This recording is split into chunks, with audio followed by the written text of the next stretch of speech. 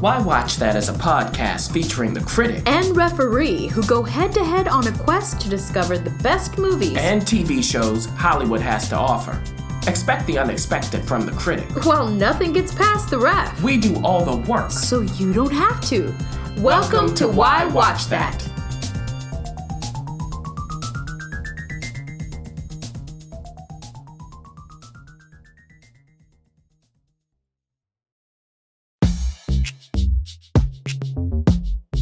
The Why Watch That Talk.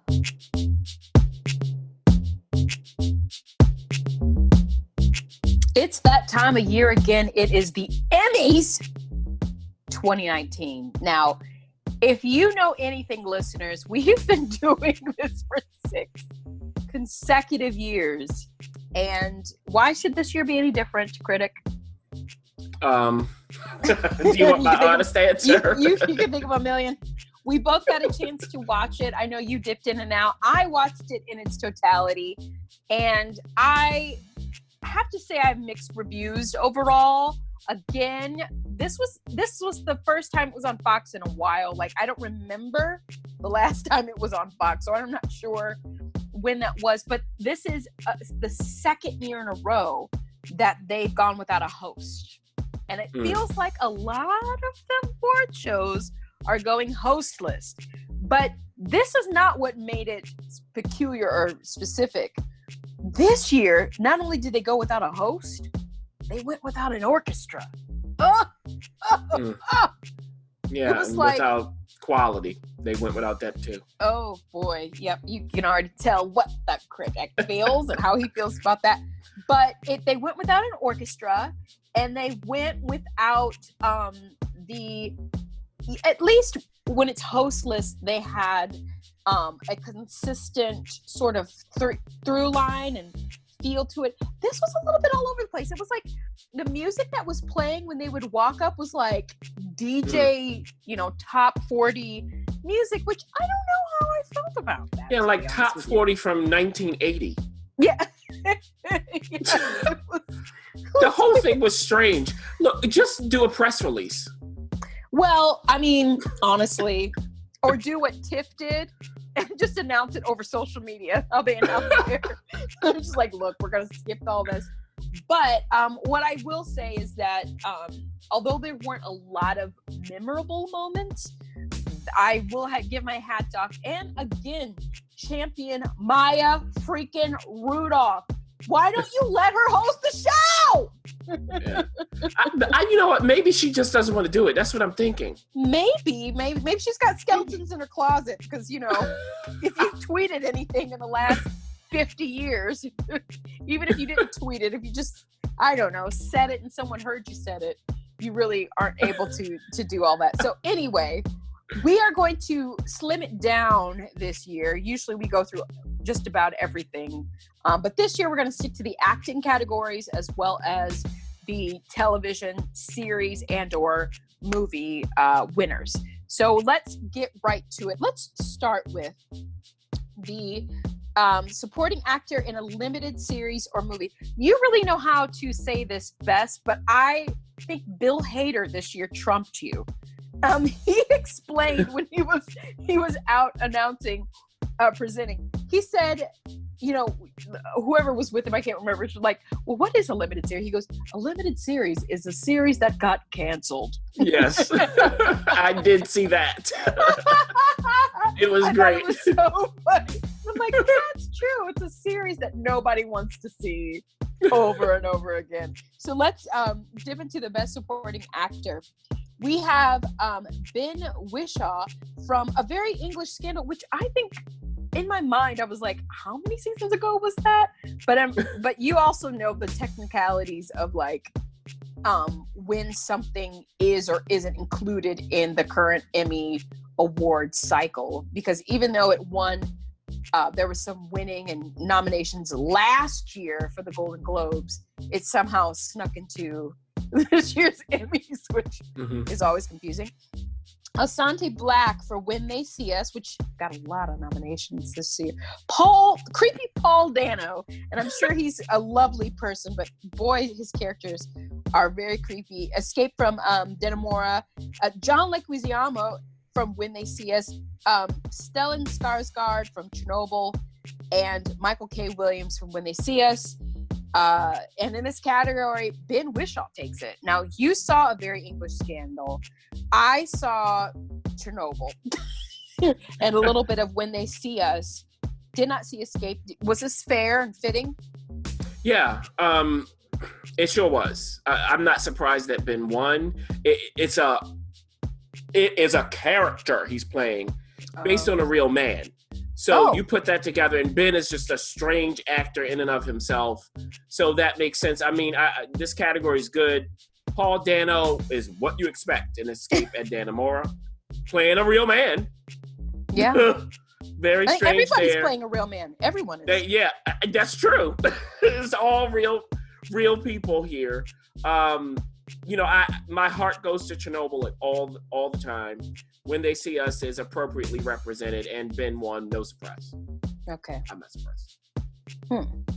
So after that, we have supporting actress in a limited series of movie. The nominees: Patricia Arquette for The Act, Marsha Stephanie Blake for When They See Us, Patricia Clarkson for Sharp Objects. And this is where, Ref, like you were saying, it's like, what, Sharp Objects?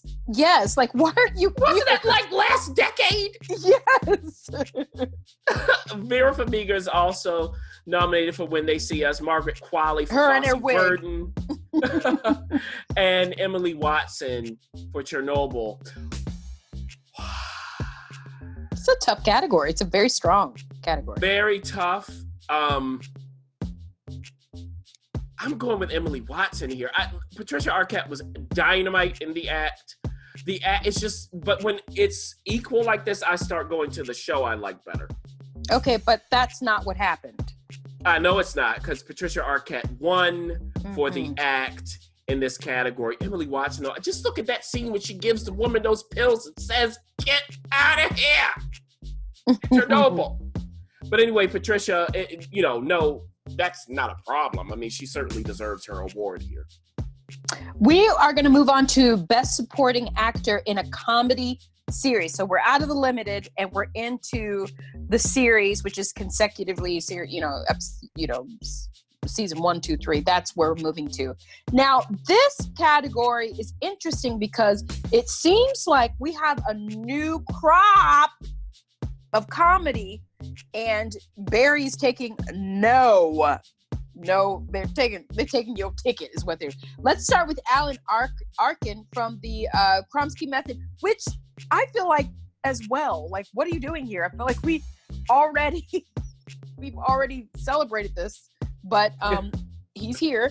Anthony Kerrigan for Barry, Tony Hale for Veep, Stephen Strange Root for Barry, Tony Shalhoub for The Marvelous Mrs. Maisel, and Harry Winkler, one of my favorite actors right now. He really is knocking out of the park. Now, you would think Harry won last year, remember? And it was surprise. I have to say that from what I've seen, it appropriately goes to Tony.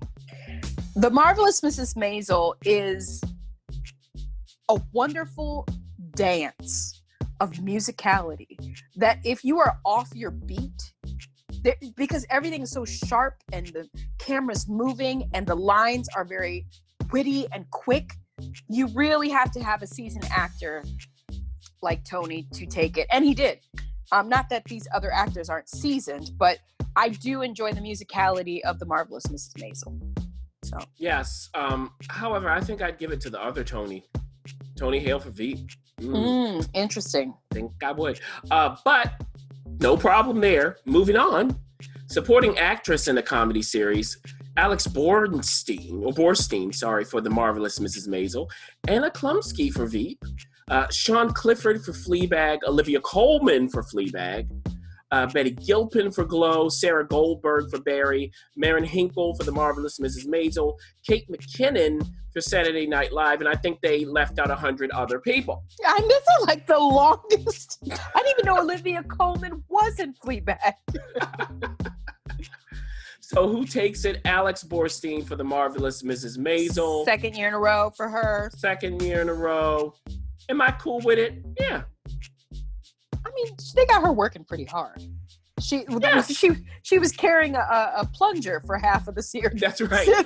Season. Pretending to be a plumber. Let's move on to Best Supporting Actor in a Drama Series. Now, here we go. Alfie Allen, Game of Thrones. Jonathan Banks, Better Call Saul. Help me out here. Nikolaj Coster-Waldau. Nikolaj from Game of Thrones. Peter Dinklage, Game of Thrones. Giancarlo Esposito, Better Call Saul. Michael Kelly, House of Cards. Chris Sullivan, This Is Us. That's a lot happening in that category.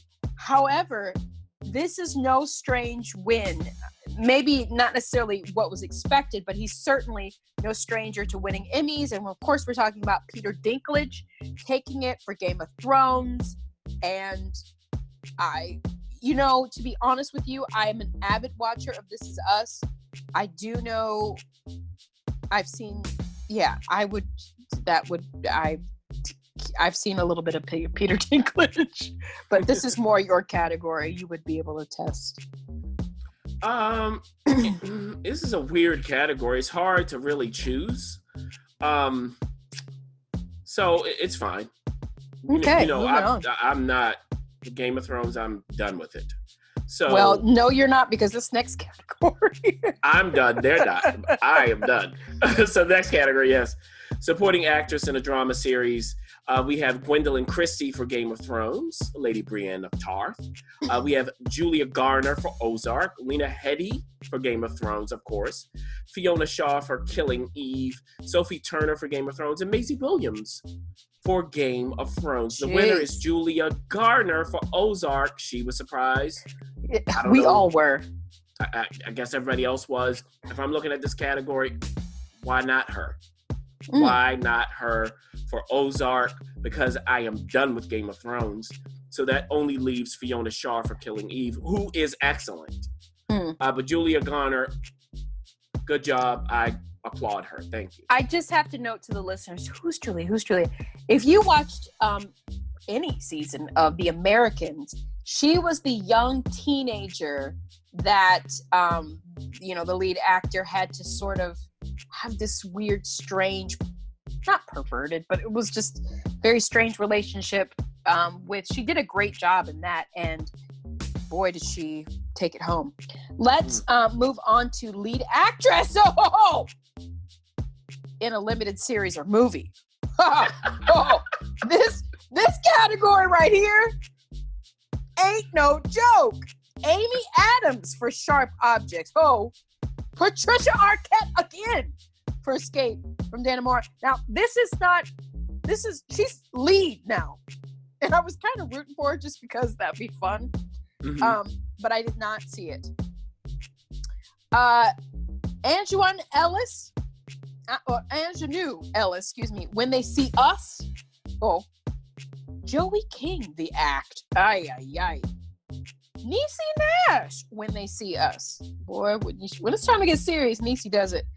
And Michelle Williams, Fosse Vernon. I saw every episode of Michelle Williams' performance, and she rightfully took that home, because not only did she have to pull out, think about the layering of what she had to do. She had to sing, dance, and act.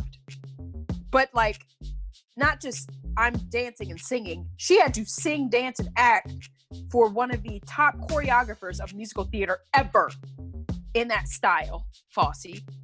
And she also had to play a aging woman. I believed that Michelle Williams was a 47, 48-year-old woman. I did. I just truly did. She just did it. And she talked about her hair and her makeup and teeth in her speech. But she took it home. But she was up against worthy other performances. Yeah, this came down really to her and Patricia Arquette for Escape at Dannemora. It's close. if you see Escape at Dannemora, you will know why Patricia Arquette was nominated. My question in this category is, why is Ingenue Anisi in here for lead actress? Yes, well, you know why. That was political. They're not lead, they're supporting. It's strange. And they deserve to be nominated. Yes. Lead actor in a limited series or movie, Jarrell Jerome for When They See Us. Mahershala, True Detective. He's a one-name guy. Benicio del Toro for Escape at Dannemora. Hugh Grant for A Very English Scandal. Jared Harris for Chernobyl. And Sam Rockwell for Fosse Verdon in this category. Whoa. And Jarrell Jerome wins. He was shocked. The audience was shocked. But they loved it. It was shocking.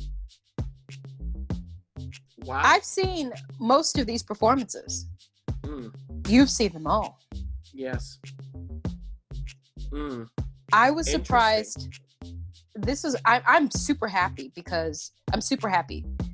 But I really thought, to be honest with you, I knew Jared Harris would be a favorite just because Chernobyl is a favorite. And Jared Harris is a marvelous actor. And he really, if he didn't walk out of that performance with at least 3 ulcers. I mean, the first scene, he offs himself. And then you have to figure out why this man would take his life, this brilliant scientist. And you find out why. Yeah. But Mahershala played 3 different time periods. This was a tough category. Sam Rockwell, dancing, singing, acting, taking drugs, popping pills, doing all kinds of, wearing wigs. Wearing all kinds of wigs. I don't know. I like Jarrell. That's what I'll say. Yeah, he's wonderful. Yeah, I like Jarrell. I'm happy for him. I'm at a loss. Would you have voted that way since you've seen all these performances? No, I would not have. Now, look, Jarrell did his job, and When They See Us, he did an excellent job. Excellent job. But like you said, look at what Mahershala, because the thing is, you have to consider also what is called for. Jarrell's character in When They See Us, it didn't require as many shades. He had to go there dramatically. He had to go all the way there dramatically. Yeah. But we had that from other actors in this category, along with a lot of other things. So that's where I go, So what's the next category? Okay. Because I like Jarrell, and I'm happy for him, but... Well, the next category is still filled with a lot of strong performances. Lead actress in a comedy. This is a comedy. We've got Christina Applegate for Dead to Me, which really was a sneaky Netflix win, meaning people really took to it. Rachel Brosnahan for The Marvelous Mrs. Maisel. There's really no surprise here why she got nominated.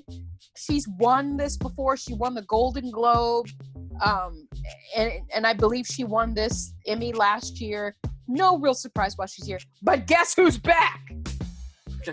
Julia Louis-Dreyfus. And they announced that she has the most nominations for a man or a woman. There's not been a person more nominated other than maybe Don Cheadle, who apparently got nominated 9 times. But really comeback kid there. Natasha Lyonne. Now, Leon, excuse me. Russian Doll was another one of those Netflix sneaky hits.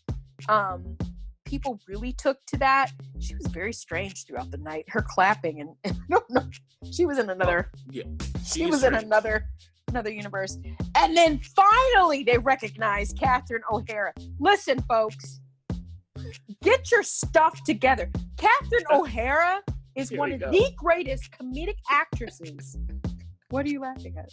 No, I'm because I was waiting for this to come. So I'm sorry. I don't want to interrupt. We have been on Schitt's Creek since day one. I couldn't even say it before, but now I'm proud to say Schitt's Creek. No, I'm proud.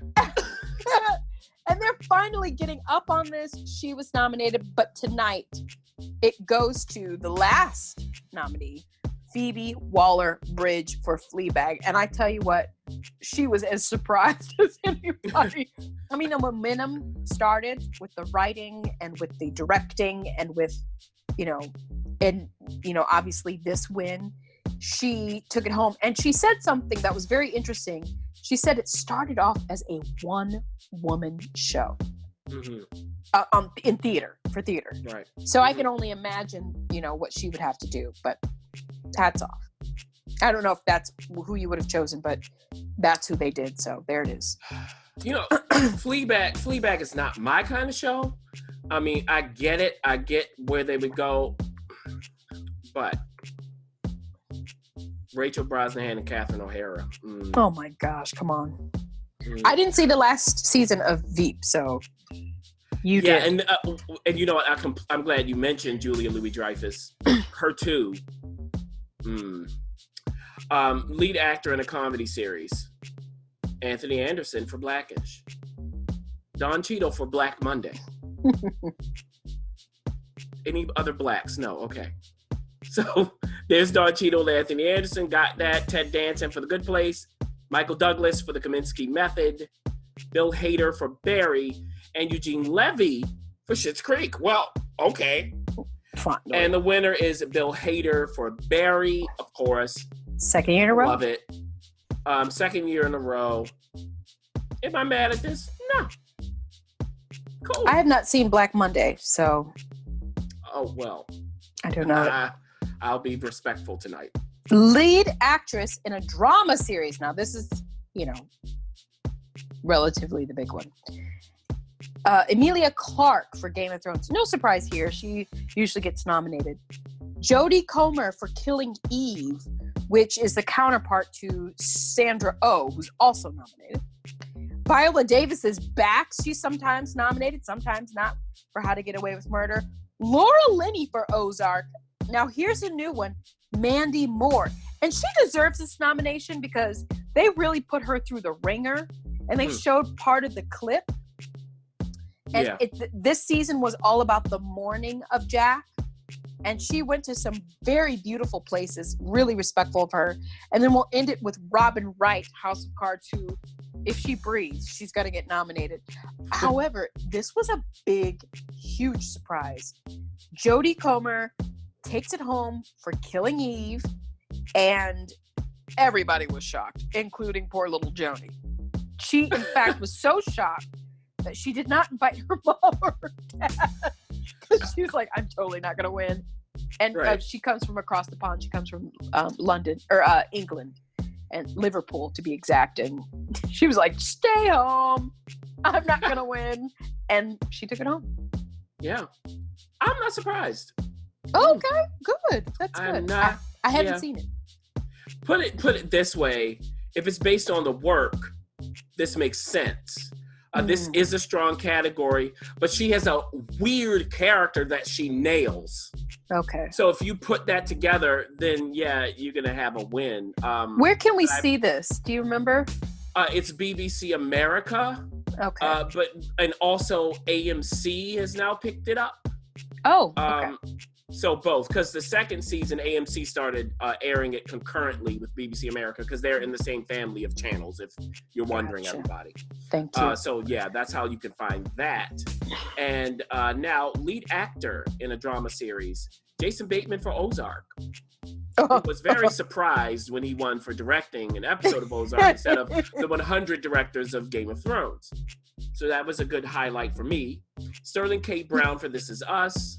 Kit Harington for Game of Thrones, Bob Odenkirk for Better Call Saul, Billy Porter for Pose, and Milo Ventimiglia for This Is Us. The winner, Billy Porter. Newbie. Pose, and his hat won an award as well. And the poor person behind him.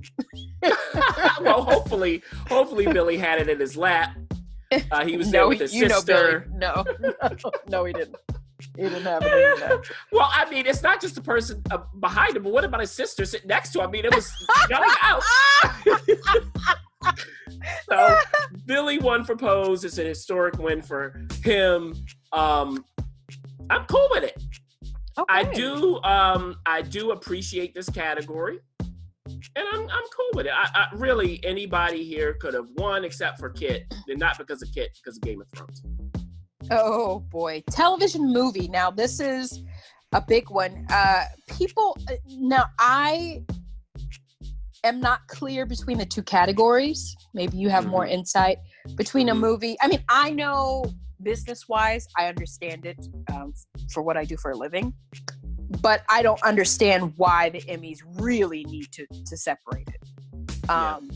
And the only reason why is the limited series, from what we know legally, could possibly get picked up for another series, just like we had with Big Little Lies.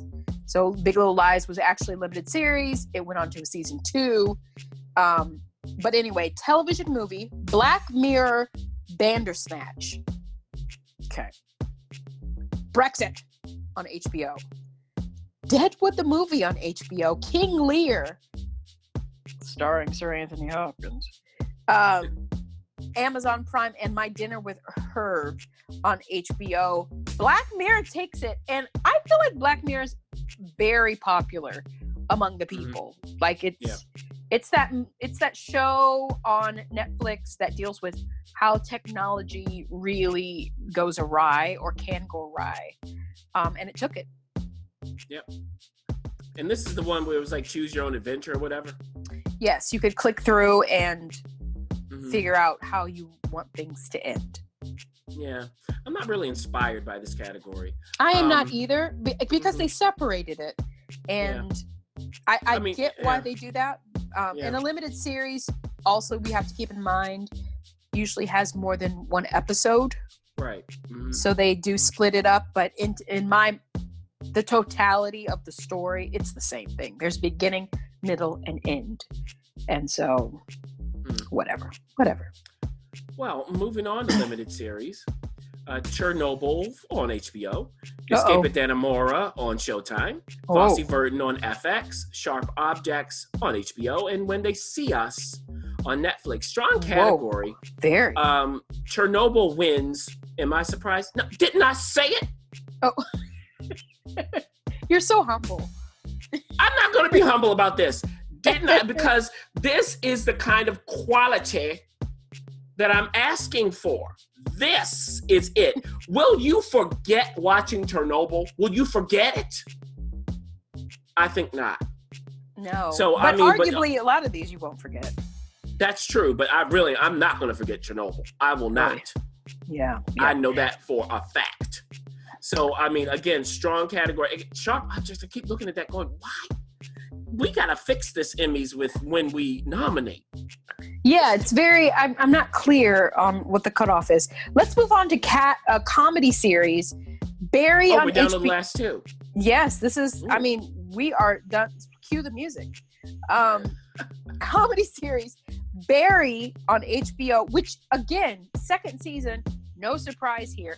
Fleabag on Amazon Prime, The Good Place, which it's so hard for these network shows because you forget. The Marvelous Mrs. Maisel, which took it home last year. Russian Doll, again, remember that was that sneaky hit from Netflix. Schitt's Creek on Pop. And then, of course, Veep is back. And who do you think takes it home? Oh, I know what you're thinking. Clearly, The Marvelous Mrs. Maisel. Nope. Well, then you thought, well, Veep, obviously. Nope. Final season, right? Of course, Barry would know. Fleabag on Amazon Prime. Amazon made it big this year. And if I'm not mistaken, it's in the press that the CEO of Netflix said that he regrets not outbidding one show only. And that is Fleabag. He wanted Fleabag. And he didn't get it. And so it took it. It was the Brits' night tonight. Well, we're not done. Right, we're not. And Fleabag, keep in mind, the creator of that also created Killing Eve. Oh, I didn't know that. That's great. Yeah, so that's why when Jodie won, she said, "Oh, Phoebe." Gotcha. So, yeah. So now, Fleabag, I'll tell you, if you haven't seen it, it is for a specific kind of viewer. So you'll know from the beginning watching it whether it's for you or not. If it's for you, you're going to love it. Can you give us a 5-second so that listeners will go, "Oh, not for me," or "Oh, that sounds great"? It's about a woman who is very open. I'll put it that way. Sexually. Yes, and otherwise. And she talks straight to camera, my friends. Oh, she breaks the fourth wall. Yeah, she has a quirky sensibility, that whole kind of thing. You know, it's the wink to it. There's a lot going on that Phoebe does as that character. So again, you know, if you're an adult and you're fine with that, you can check it out and you can figure out whether it is for you or not. Okay. So I bet you this next winner's for you. There you go. So see that Nah. We'll figure out whether this is for us or not. It's coming up next. So here we go. Oh, and I should say Phoebe didn't create Killing Eve, but she's the showrunner and the writer. Oh, okay. I was gonna say, wow, gosh, wow. Yeah, but so, you know, drama series. Last category, the big one. Nominees. Better Call Saul on AMC. Better Call. This show keeps holding on. It does. Bodyguard on Netflix. Where I was almost this? forgot about that, and I'm So like, did what? I. Game of Thrones on HBO. Shocker. The final season, it ended TV as we know it. Oh my gosh. Well, they kind of said it tonight. Yeah. Killing Eve, there it is. AMC and BBC America, as I mentioned earlier. Ozark on Netflix. Pose on FX. Oh. Succession on HBO. And This Is Us on NBC. And This Is Us is like, just us? We're the only traditional network show? Sorry, This Is Us. Because it's Game of Thrones here who's the winner. Were you shocked? It's the final season. They're all very proud of themselves. But how many people are in agreement outside of the ones who worked on it? Now, these people, after there was a backlash, some of them wanted to come out and defend their show. That's fine. But guess what? It wasn't good. Oh, here we go. It wasn't good. And I'm not talking about, oh, I couldn't see in that episode, it was too dark. Let me know how satisfying it was at the end of Game of Thrones. Was that worth it? All of those seasons, all of this time, all of the buildup, all of the stretching things out? No. Who could have won instead of Game of Thrones? Anything else. Oh, there you have it. And the thoughts of the critics are not shared among all people, obviously. So you can send your mail directly to him. I'm out of it because I didn't watch it. So I watched a little bit of a first season. That's it. But you know what? 2019 served to be a really strange year. A lot of firsts. A lot of we've got the new reign of comedy. Barry's going strong with their actors. Bill Hader, along with Fleabag, really sweeping tonight. Did a lot of sweeping. Overall, the Brits did pretty good tonight. They were the true winners, but we are excited because there's still more TV coming at us, and it is no better time to be alive because we are alive during the reign of television.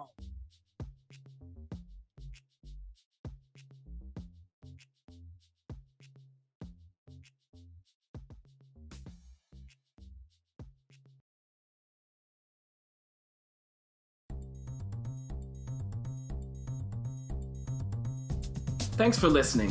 For additional resources, visit WhyWatchThat.com. Good idea, and we'd love to hear from you. So go ahead and leave comments, feedback, and you can rate us on iTunes. We'll see you next week. See you!